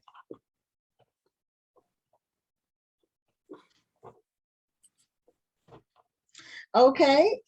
We have 2 more children's books and then we'll be done with the book giveaways. So this one is called Shine Bright. The author's name is Cherish Rogers, but it's spelled K-H-E-R-I-S. Oh, it's Shine Bright? Shine Bright. Oh, shoot. Okay, I thought it was going to be Black Gold. Well, I can do Black Gold. Okay, because I already had. You already posted? I didn't post it, but it's set up to post. Oh, okay. All right. We'll do Black Gold. Okay. All right. Black Gold is by Laura Obiabi. Laura Obiabi, and the author's name is right at the bottom, Laura Obiabi. And the question for this one is, Laura Obiabi was born in which West African country? So where was she born? Where was the author born? A place I really want to go. Okay, and the final one, so we got everybody. Okay, the final book is Shine Bright. It's another children's book. And the question for this one, the author's name is Cherish Rogers, and Cherish is spelled K-H-E-R-I-S. I'm assuming that's how it's pronounced. So what is the name of the clothing line created by Cherish Rogers, the author of the book, the young author of this book? So she has a clothing line. And she's a young girl. If you look at her picture, she can't be more than 21. She's quite young. So, but she has a clothing line. But you know, now sometimes people look young and they're older than they look, you know. But she looks very young. Well, I can turn it around. Oh, if I turn it around, then you'll know. Let me see. Let me cover up the word on her clothes. Well, while you're doing See her that, picture. okay, there we go. Oh, she's beautiful. So, I lost my background. Okay, maybe because of the green, you know, every time you change something on the green screen, something changes. So Mary Evans got it, flexing my complexion. Well, she also got the answer before when she posted Ghana. Oh, she did? Okay. Yeah, so she got both of those books. Okay, Mary E. Mary says she's making up for all the time she lost to Stephanie Burnham. That's funny. Okay. So let me put Mary E. on here. Okay, well, we had quite a bit of loot to give away tonight, and everyone's books will go out the next day or so you can win those books. And so we still have a few minutes before we bring on our next guest. And well, I did promise that I was going to put the link to A New Renaissance for anybody who would like to get the link. Mary says she has an ex-boyfriend from Accra, Ghana. Okay, now. Ex-boyfriend. Yeah, so. no flashbacks. I think that's where I think the author is from Accra. Is it pronounced Accra? Accra. Ghana. Mm-hmm. I think she is from there. Okay. Also. Yeah, she is. Yeah. The other thing I'm going to post, I'm doing a free masterclass on July 9th for anybody who wants to get some extra tools in their toolkit for writing a book. I'm doing a free masterclass on July 9th at 1:30 p.m. Eastern time. And I would love to have you there. And I forgot to set that link up. So I need to find it and then I will post it. So anybody wants the free masterclass, the link will be up in a second. Oh, girl. Mary said he's married with 4 kids and he's a deacon at the Potter's house. Oh, he's a deacon at the Potter's house. Okay, well. Can't Mary, stop. At least he's in church with all those children, and hopefully they're getting involved in, getting the spiritual foundation. So there's always that hope, So I do want people to create a Facebook event. Oh, she said create a Facebook event. Mary said for you, for your masterclass. Oh, I did already. That's Okay. the one I said. When I said I didn't set it up, I thought I had it ready so I could just hit enter, and I didn't. So now I'm looking for it. So just stand by 1 second. Oh, Vicki Smith asks, what event will we be attending in Philly? And we will be attending the Zeta Phi Beta Boule, which is their, is it a biannual conference? Do y'all meet every Right. other year? We meet every 2 years in different cities. This is a big convention, basically, a big meeting where we have workshops, we have business meetings, we have fun. And then we also have a vendor area. And in the vendor area, we're going to bring some authors. So, authors will have a chance to introduce their books to a whole new audience. And, Zeta Phi Beta is a sorority of educators. And so educators are always looking for a great book, whether it's a fiction book, whether it's a children's book, because we have a lot of teachers, or they might just want a book for themselves. So I started doing this back in 2018, bringing authors to the Boule, and it worked out really well. We did it in 2018, and actually we wound every author that we brought actually wound up selling out of their books. They all brought about 100 or so books, and all of them left with no books. And that's because Zetas are just amazing and they're very supportive. And a number of the authors that we're bringing are members of the sorority, which is a great thing. Because who's going to support a Zeta author better than a Zeta? So I'm really excited about that. And we've been doing this show for the last 2 years. There have been a number of Zetas who have supported this show. And so I'm looking forward to getting out there so Gwen can meet a lot of these ladies. And so I can meet a lot of them. I know people like to think I know every Zeta in the country, in the world, but I do not know every Zeta in the world. So I'm looking forward to meeting some as well. And you have a legacy, because is your mom a Zeta? My mother is a Zeta, but she won't be at this event, unfortunately. Okay. But is your daughter a Zeta too? Not yet. Okay, not yet. She will be very soon. I'm just going to say that. Well, I was also able to even, I'm going to have some Nelia, some Zeta Nelia with me at my table with my books. The small things that Zetas can use that has the colors and everything. I'm ready. I've been working on this for months, and got my ticket and everything. Ooh, this airfare has gone up a good amount. Oh yeah, crazy. Yeah, it's gone up a good amount. It is very much. Yeah, I'm coming in Tuesday night, so I'll be in that Tuesday night, and I'm leaving that Sunday morning. So I think somebody, Lydia said we were too fast for her, but you won a book last week, Lydia, so you're good. Everybody, it's good to move them around, to spread the wealth, so to speak. And we don't want people to be discouraged because they think that only the same people are winning books all the time and every week. So it's good when we are able to spread it out. Mm-hmm. And some people want to win the books, and they pursue it, and that's good too. Some people just want to watch and see who wins, and that's another way to look at it. So one thing I can't update people about the festival. This year we are having several author enhancement sessions this year. And Rhonda will be, she's our literary correspondent for the festival. So she's going to be interviewing people there and doing live interviews. And she did that before. So we're going to have that. We have something new that we're doing this year. We're having a publishers panel. And for the publishers panel, we have 4 publishers, and they'll be talking about what they're looking for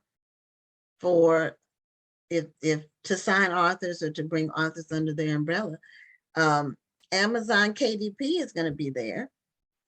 They have a representative. They're actually a sponsor this year, as well as they're having, and all these publishers have publishers tables. So they're bringing multiple authors with them, and they'll be on the panel. But Amazon KDP, She Publishing will be there. She's been on the show, and she was a sponsor for, I think, the award show last year or something. And then we have Royston, BK Royston Publishing, going to be there.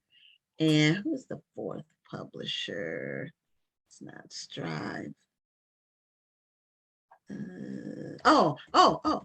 It's Black Odyssey Media. Entice's new publishing arm for Kensington. She's going to be there. So they're going to be on a panel on Friday to talk about what they're looking for to acquire authors. And so this is for people who are aspiring authors or people who are already writing your own books, and you're looking for a publisher to sign with. They'll be there this year. So that's the end of our middle segment, and we're bringing on our final guest a little bit early, but that's fine, because then she'll have more time to talk about her work. Yes. And we're looking forward to hearing from her. So our final guest is AC author, and she has several books. I don't know exactly how many, but she's going to tell us. She has a new book out called Happy is on Hiatus. And the book comes out, I believe, Friday, July 1st is the release date for Happy is on Hiatus. And we want to welcome AC author to the show. Welcome to Black Authors Matter TV. Hi, how are you? Fine, how are you doing? Hey, how are you? Well, I'm well. So, first, tell us, which book is this for you, the Happy is on Hiatus book? Which number? Because I've been seeing you publishing for a long time, but I don't know how prolific you are. So. Oh, I don't even know. You don't keep count? Is that no. Well, you know what? And because I write under different names, and so I don't keep count. Oh, okay. Well, so you're not gonna give us a ballpark. Is it more than 25? Yeah. Okay. Yeah. So it might be closer to 90, 95. Oh my God. Okay. And you can't keep count. I can understand. You do nothing but right. Right. I feel like it. I know I've been seeing you out there for a long time. Yeah. And so what we're talking about that, well, I was just gonna ask, what is your process when you write? Do you write when the moment hits you? Do you have a certain time during the day that's dedicated to writing? How do you do this? So I prefer to write early in the morning, usually like in the middle of the night, just because it's quiet. There are less distractions, and I always get so much more done when I write in the middle of the night. But I tend to write. I can write during the day. The only time I can't write is like after 5. Like my whole mind is like, yeah, this is over and we can start again later. So I don't write at night. It's just way too much. That 5 p.m. to like 2 o'clock in the morning is like the zero no time where you're getting no words done. You might think about the story, but you're not writing anything at that time. When I'm on a deadline, like I am now, I always tell myself I'm going to write all day long, but I don't. I take all kinds of breaks just because, I need a rest. I give myself all. To do that during the distractions. No, well, so during the day, so I work a full-time job. And since COVID, I've been working that job from home. And Okay. so now I'm juggling, working that job and doing all the writing stuff. And then the other people in my household, some of them are working from home as well. And then my dog wants 120% of my time. And so now I feel like from home, I'm juggling more things than if I just went to the office. Yeah, Right. sometimes at home, and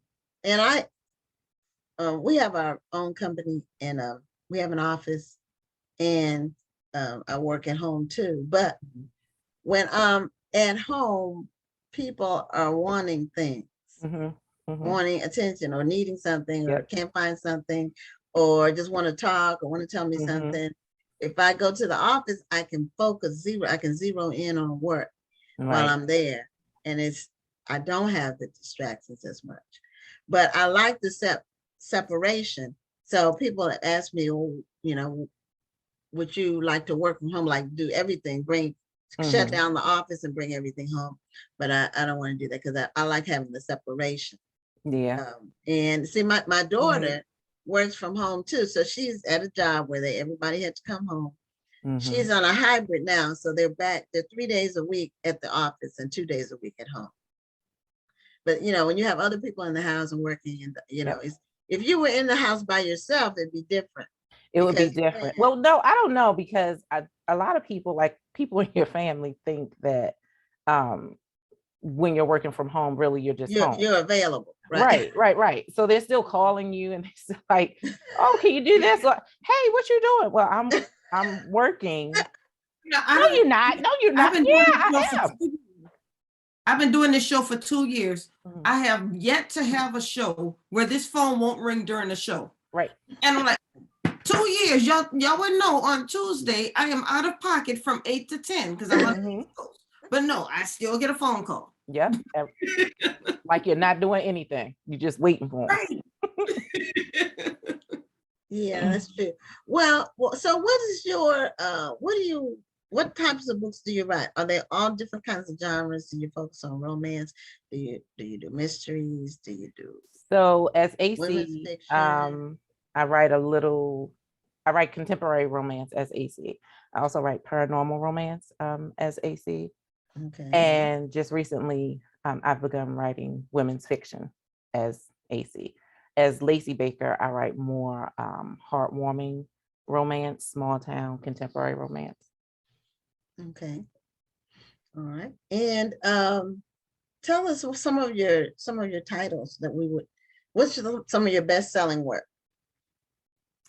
So as AC, my Donovan's series is my best-selling series. There are 15 books in the Donovan series, and then there's a spin-off series, the Donovan Dynasty. The last 2 books in those series were Dane and Rourke. And then the 2 women's fiction books that I have right now. So I don't know which one. I don't know. I guess that's a good question to ask somebody. What book would we know? I would hope everybody would know every book, but clearly that would be nice. it would be. That would be wonderful. That's why we constantly promote, because Yeah, I know. someone who doesn't know our work. Exactly. So I think the Donovan series is the most popular series for me. As Lacey, I've written 2 books that were Hallmark movies, A Gingerbread Romance and Christmas in Evergreen. Christmas in Evergreen, bells are ringing, because Christmas in Evergreen has 4 movies. So I did the fourth movie, the 4th book for that movie. So they would be the most popular titles as Lacey Baker. That's a great thing to have 2 books that were successful movies. Mm-hmm. I was very excited about that. I was a little intimidated when they first came to me and asked if I would write it, because the movie was already out. And so they wanted me to write the book, the companion book that would go. Oh, with okay. the So the movie was already there. Mm-hmm. And then, okay, so it wasn't actually the movie was based on the book. It was more like the book was based on the movie. Yeah. So how were you able to, because you had already probably seen the movie, but how were you able to stay creative without being too literal with the movie? So I had heard when I did the first one, A Gingerbread Romance, I had spoken to a few other Hallmark authors who had done the same thing. And, I asked a lot of questions like, how do you do this? Do you have to make sure you stay true to the movie? How much creativity do we have? How much room do I have to add on to this? And so I knew going in what I could do and what I couldn't do. One of the authors said, make sure you stay really, really close to the movie, because people who have watched the movie will read the book and say, oh, this didn't happen, this didn't happen. So I watched the movie a gazillion times.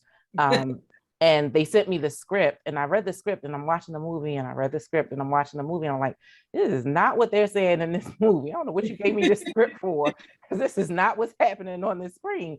So I sat and I typed all of the dialogue straight from the movie.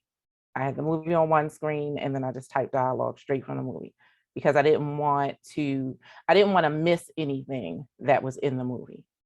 And then I went back and then I wrote around all of the dialogue, and I added the scenes that I wanted to add, but I wanted to make sure that I had everything that was in the movie I wanted in the book.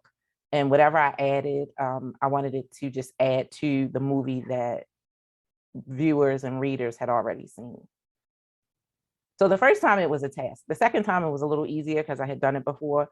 But the second time, the book was the fourth in a series. So then I had all these three before me, and so there was a lot of pressure to meet up to the standards that were in the first three, and then there were so many differences between the first three and that fourth one. And then there was a different author wrote the first three books from me. So there was a lot of different pressures with the second one, but the process itself was a little easier. Because you kind of knew what you were doing already. Yeah. So 90 million books that you have, 2 movies. How do you stay creative? I watch a lot of TV. I watch a lot of TV. That's interesting that you say that, because I tell people that a lot too. I mean, I think that's how I got sucked into reality TV, because I like to see how people respond to certain things. And to me, that helps me to get ideas. So is that what is that why you watch certain things, to get ideas? To get ideas and to just study the human reactions to different scenarios. And then it depends like what you're watching. I like to try to watch things that are in the genre that I'm writing. So like right now I'm writing a Lacey Baker book, and it's not a Christmas book, but it's small town, and it still has a feel of a Hallmark channel movie. So I'm watching tons of Hallmark channel movies. And they're getting ready to be Christmas in July on Hallmark. So I'm definitely watching tons of Hallmark. Oh my goodness, Christmas in July. Okay, I just said earlier, right before you came on, I was gonna write my my holiday novella. I'm gonna have to go ahead and get in the mood. Right. Watching these Christmas in July movies. I tell people all the time, I am Christmas 365, and I will watch a Christmas movie anytime, any day. Christmas movies, they have just the right amount of corny that makes them. Yes. I like that. They are really a perfect wind down. Yeah. If you have been writing a really stressful book, and as soon as you're finished, like just sit down and watch some Christmas movies, you'll feel better. I promise you'll feel better. That's why they're always going to have a happy ending. Right. That's why I do it. So I like to watch stuff that's in the genre that I'm watching, just because it keeps my mind focused right there. If I watch like suspensey stuff, then I'd be wanting to kill people in some small town Christmas book, and that's not gonna work. So I try not to, I try not to mix it up like that. So I try to watch and when I write romantic suspense, I'm, watching all of the Law and Order and Criminal Minds. And so I can stay in there, but it's really just watching the people and watching their reactions. And then because then I think it's easier to tap into those same emotions and reactions when I'm setting up my scenes. I love it. Now, I guess I have to ask, why do you choose to write in more than one pen name? Even 2 pen names. Okay, so originally when I first decided to do different pen names, I was doing AC Author, and then I wrote a young adult book. And I knew that I didn't want the readers who were picking up the young adult book to pick up an AC Author book. Right. That's totally different tone. AC Author gives you all kinds of sexual things and language, and I just didn't think that that was appropriate for young adults, and so I wanted to make sure that they didn't bleed over. So I used my full name to write young adult, and then I continued to use AC Author. And then when my editor was like, "Oh, I want you to write this small town series," we were like, she even said, "And don't put it under AC Author. Let's come up with another name and put it under that." So that's how Lacey Baker came along. And it's really just so that everybody knows what they're getting. Readers will always know what they're going to get when they pick up this book. And that's true. I mean, the first time I picked up a children's book by Stephen King, I was a little bit depressed. Right. I was expecting something scary, and this was a children's book. Right. Because you saw that name, and you know what you normally get with that name. And so, and I knew that there would be readers of mine now who know that Lacey writes different and will still say, Lacey needs a little heat in her books. And it's like, now, Lacey is not going to have that. But I just wanted to make sure that I didn't have people expecting something from one book and getting something different.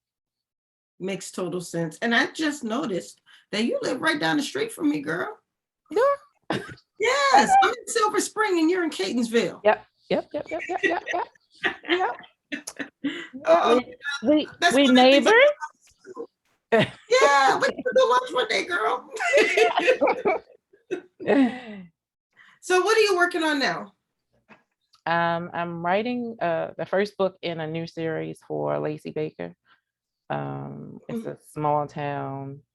Actually, it's an island that's set right off of a fictional island set right off of Ocean City.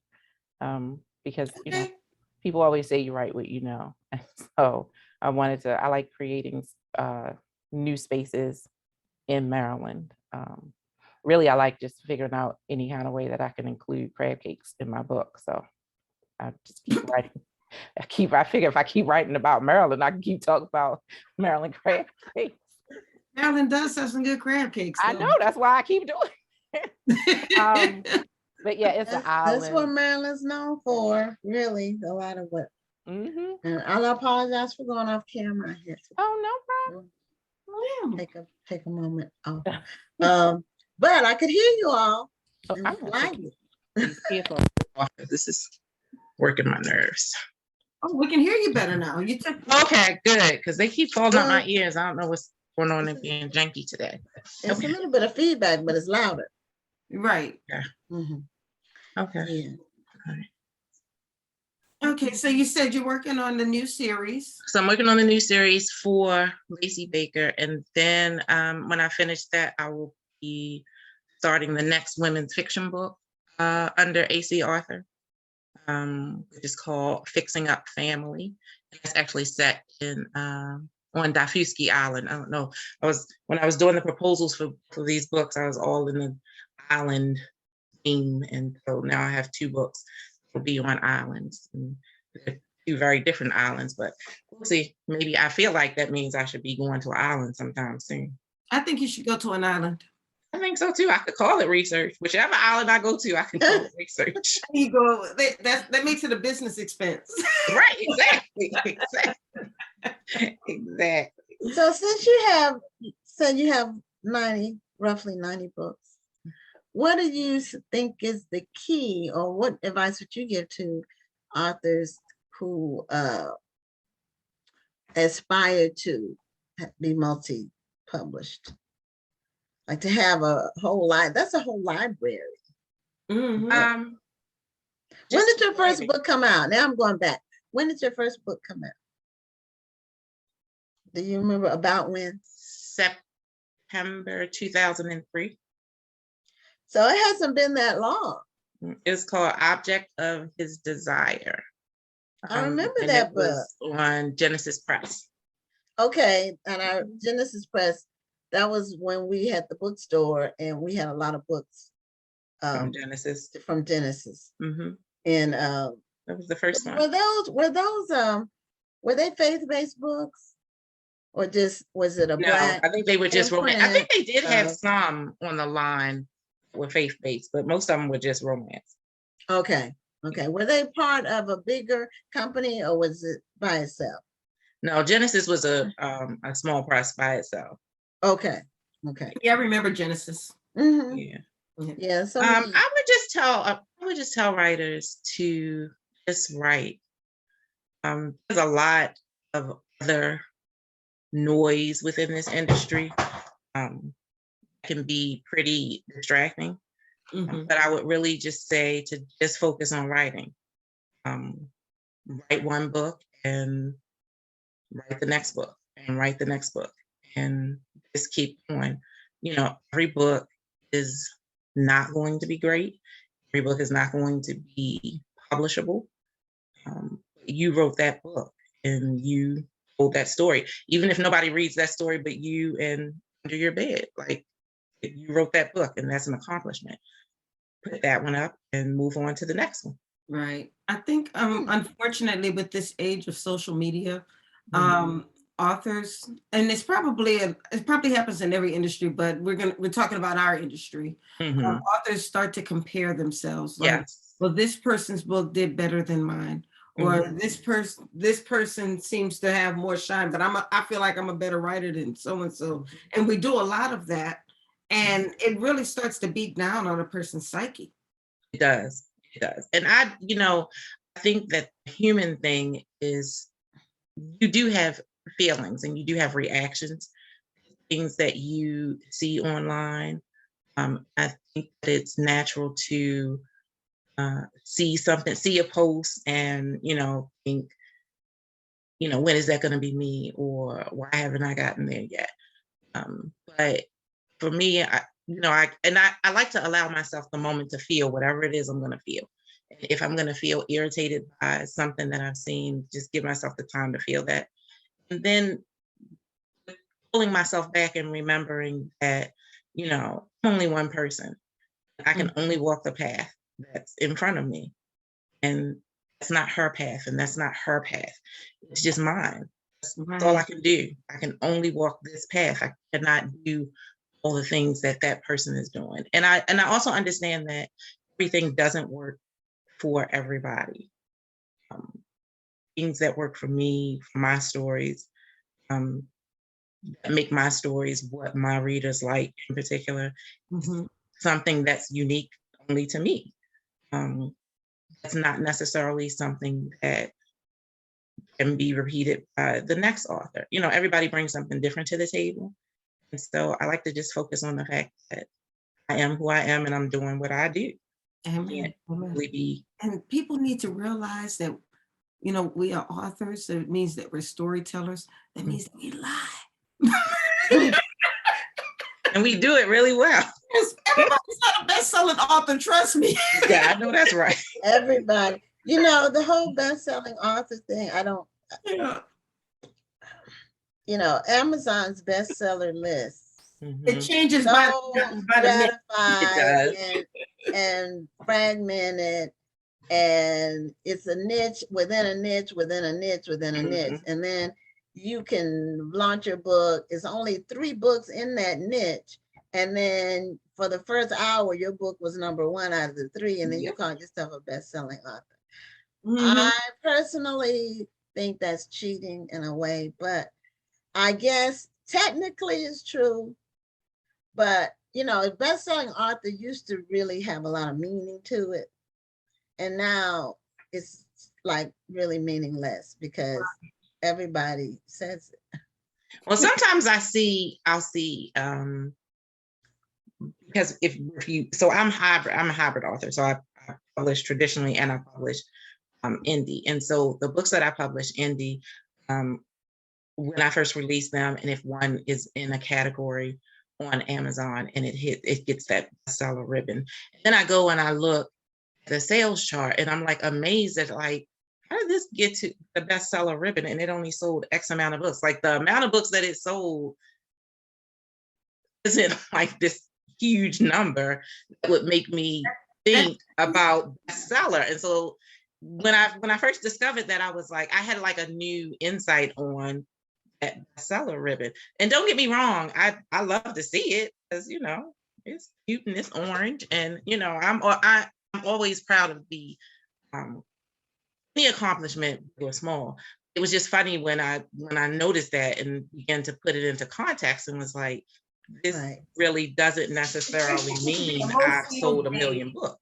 If there happened to be a low sales day that day, Mhm. and you sold 8 and somebody else sold 6, then 7. you're the bestseller that day. Yep. Yeah, and or it might just be not for the day, For that Rhonda, hour. for the hour, because Right. Amazon updates their stuff every hour.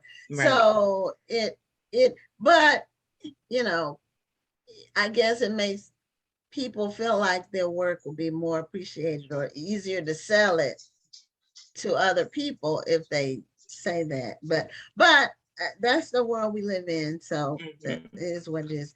I don't, even though my books have been #1 in a number of categories for more than a day or whatever, but I don't call myself a best. To me, I to say my book is best selling, I have to, in my mind, I have to sell a certain number of copies, or it has to make a certain amount of money. Right. Because you can be a bestseller in the free books too. Tony Benita said that you actually have 100 books, AC. I do. Yeah, she said she shows that you have 100 books. Okay. Tony Benita is on it. Said I do. All right, Miss Tony. I was just with Miss Tony this weekend. Okay. Oh, Thank that's you. hilarious. Well, I was close. I wasn't that far. You were close. I had no idea you had that many books. I just know I see your name. I've seen it for a long time with a new book coming out, like a long time. And I said, I need to reach out to her and get her on the show because I've been seeing her name forever. And so most of the people that a lot of times when I reach out to people, we're already friends on Facebook, and we have been for years and years and years. So, because I don't add that many new people on Facebook. So I'm almost at my limit for 1, and for 2. Until I get to my limit, I start deleting people. I'm like, Yeah, well, I'm right. Yeah, that's why I leave about 100 people for new people that I might want to connect with, for space. But I have about 1,000 people on friend request. But I never responded to. Yeah, I do have a bunch of people in the friend request part, and sometimes I'll just go down the whole list and just look at them and try and clear it out. And it's always like a bunch of people, like people that don't have profile pictures, or people who I don't have any mutual friends. Right, I have to have a mutual friend, at least a few. Because that way I know there's some commonality there. And also like I know it's legit, because there's a lot of people hacking people's stuff and creating pages for non-existent, trying to run scams or whatever. So, but I have been connected with you for a long time. I said I need to reach out, but I didn't know you had that many books. I'm always surprised at how some people that you don't necessarily know have a ton of work out there. Have a ton of work out there. You don't. I think a lot of authors have a lot of books out there, and so sometimes it's disconcerting when people are like, I can't find Black books, and I'm like, damn, that's all I do is write these books. Like, how? I have a whole library. Where are you looking? Like, what you need? What do you need? So romance is your primary genre, is that? That's what you primarily write. Now, those tend to be smaller in terms of word count, and most of the romance authors that I know are writing like 4 books a year or 3 books a year. Are you doing? Well, you have to be doing something similar to that. If you have 100 books and it's been 19 years, you can just do the math on it. Yeah. It depends. Some of my bigger romance books are the paranormal romance books are bigger, and they're usually about 90,000. words. And Lacey Baker books have been bigger, and they've been about 90 too. So I think it's about an average. I usually between 50 and 90 is the word count on my books. And I am usually around 4 or 5 a year. Because we write a year in advance. So what I'm writing now is going to come out next year. But yeah, I'm usually around 4 or 5 releases a year. And I feel like I'm slacking when I don't have that. Like, I'll look at my schedule and be like, oh, wait a minute, it's not enough. Like, last year I did this many, and my agent is always like, it's not a race. You don't really have to write this many. But I think I'm so used to it now. And so I just kind of feel like I'm not working if I don't put out that many. Well, it's amazing that you're as prolific with writing as you are, and you still have a full-time job. That's really admirable. And I don't know how you find all those hours in the day to do. And that's what I was going to ask. I mean, are you setting goals by the hour or by the page each day? Oh, it's just whatever gets done. Because I set goals and then I don't meet them, and then I'm all irritated with myself. And I realized that was just such a waste of emotion. Yeah, it's just such a waste of emotion. I'm sitting here all angry with who? With myself? Like, this is a waste of time here. So I just, I've learned to just be satisfied with what I do, what I can get done in a day. Don't sleep a lot. I probably don't sleep enough. Go to bed at 8 o'clock. So this is like, I'm so up past my bedtime. Oh boy. I go to bed at 8 so I can get up in the middle of the night. Okay.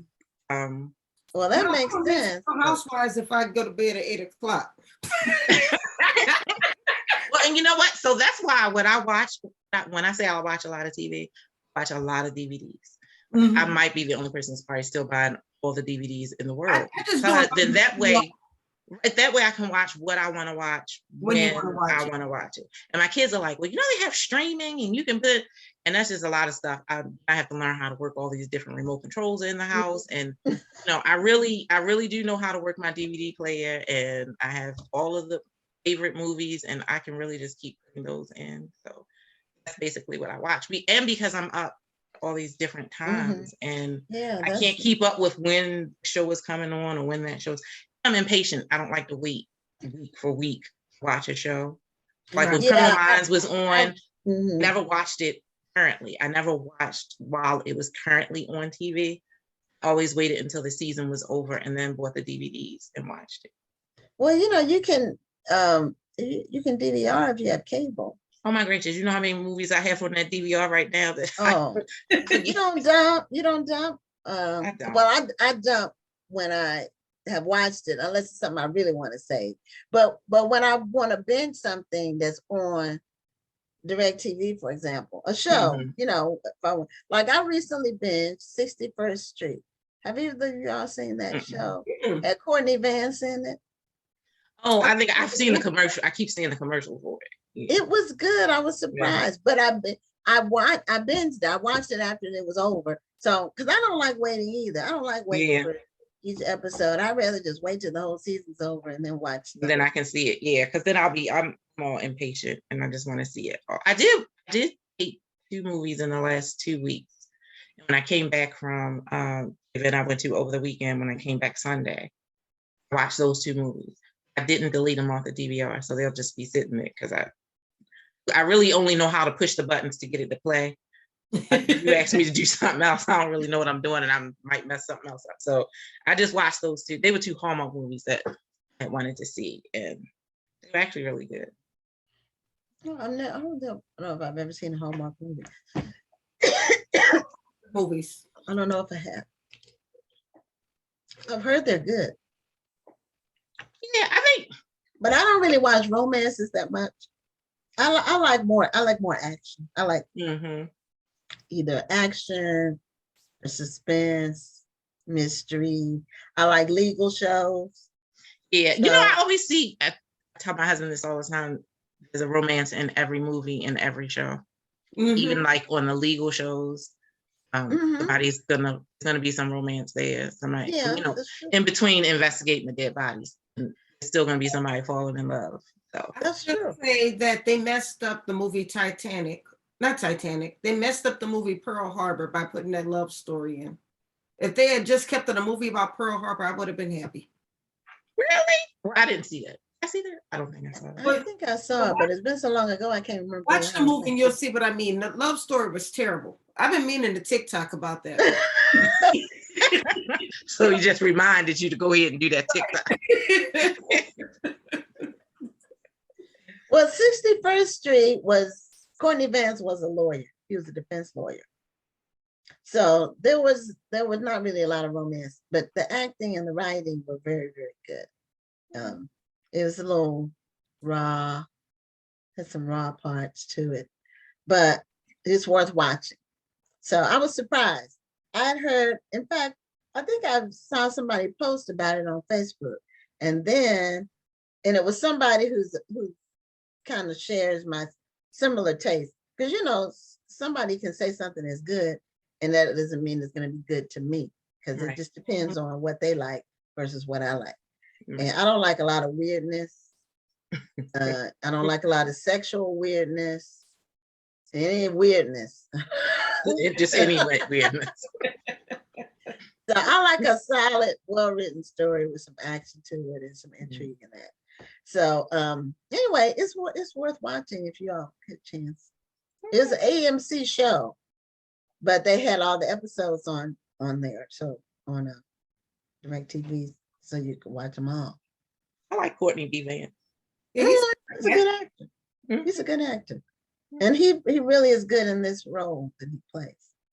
So, AC, we're at the end of our show, but we want to make sure that all of the people watching can find all of your books, and they're probably not all still in print. No, but for the most part, they're in ebook. Most of them are in ebook. So ebook is good because a lot of people are moving to ebooks and audio Right. books. And how many of your books are in audio? Not that many. I think, Not just a few. yeah, I want to say maybe 5 or 6. Okay, but that's still good because I mean, when I'm traveling or exercising, I listen to an audiobook. So I just started doing that. At first, I wasn't a big audio fan. I didn't think I would be able to focus on the book, but it's actually been helping me exercise more because now I'm listening to it the whole time that I'm walking. So I walk longer because I'm trying to listen longer. right. a lot of people All right, do let me that. hurry up and get this chapter done. So I'll walk. Right. I'll stop when this chapter finishes. Well, that's the good way to do it. I just walk.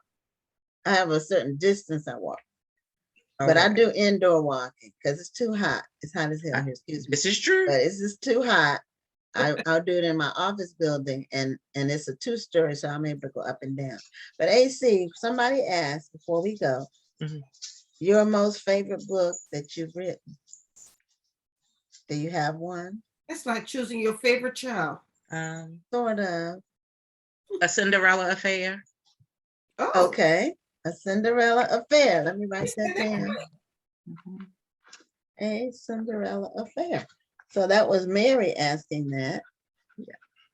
And how do people connect with you on social media and so forth? Is it AC Author? Is it some variation of AC Author? I think I'm everywhere. The AC Author books or just AC Author. Okay. Different. It's because like on Twitter, I'm just AC Author. But on Instagram and Facebook and TikTok, I'm AC Author Books. Okay. I have to follow you on TikTok because I've been Oh, trying. I don't do any TikToks. I'm just. Oh, you just like to watch the TikTok. Yeah. Every now and then my daughter will make a TikTok for me, but she's like, this is not her full-time job, so she's not gonna do it all the time. So I don't have a whole lot of them on. Yeah, I don't TikTok except for I watch cat videos. That's it. And that's only not on, I don't go directly to TikTok to see those. They come across my Facebook on the reels. And you watch. And I like cats. So, and cats they're funny. They're different animals. They have different personalities. So I'm a cat person. They're cat people, they're dog people, and they're just animal people. And I'm a cat person. I have a dog too, but that's a long story. The dog just came in our yard. So But she's Insane. part of the family now. That's the first dog I've ever had in my life. That's the first dog I ever had in my entire life. Came in our yard almost 2 years ago, and she's still Still here. there. Aw. Yeah, she's that's a part of good the family dog. now. Yeah, she's part of the family. So anyway, have a great evening, AC. Continue Thank you. success with Thank you for your having me. writing. And I'm going to check out some of your books Thank you. and get them, order them. Okay. Thank you. Thanks Okay. for having me. And You're thank you for welcome. being here. You have a wonderful evening. You too. You too. Take care. Take care. Bye-bye. Well, thank the audience for joining us tonight. We had a somewhat unconventional show in terms of we did a little bit more in the middle than we normally do, but we are excited about the show and what we have in the future. We have our 2nd anniversary coming up next month. It'll be 2 years. So July 26th, that's our 2-year anniversary show. Can you believe it? It's been Time 2 just flies. years. It's just amazing. So next week we have an amazing lineup. We have B. Truly, she's a young adult fiction author. Sharon Lucas is going to be on to talk about her upcoming Black Authors Readers Rock Weekend. Jody Skipper is an anthropologist and a history author. And Karen Dixon Brown is a memoir author and certified life coach. So they'll be on next week's show. So until then, keep reading. For those of you who are authors, keep writing. And for those of you who are aspiring authors, start writing and don't stop. I'm Gwen Richardson signing off for tonight. And I'm Dr. Rhonda Lawson. Have a wonderful evening and a great week. We'll see you next Tuesday. Thank you for tuning in and join us next Tuesday at 7 p.m. Central, 8 p.m. Eastern for another edition of Black Authors Matter TV.